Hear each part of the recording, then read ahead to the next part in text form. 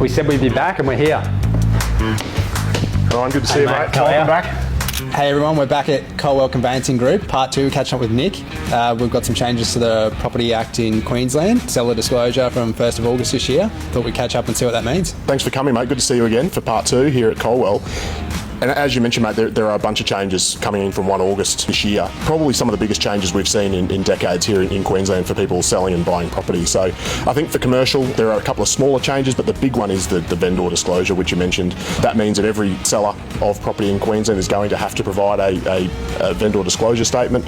As part of that vendor disclosure statement, there's a bunch of information the seller's going to have to provide to the buyer. If they don't, or if it's incorrect, the buyer's going to have a right to terminate up to and including settlements. Pretty severe repercussions should they not be done right, and it's not something our sellers can just contract out of. What does that mean for our sellers and what's different, to what we're doing now?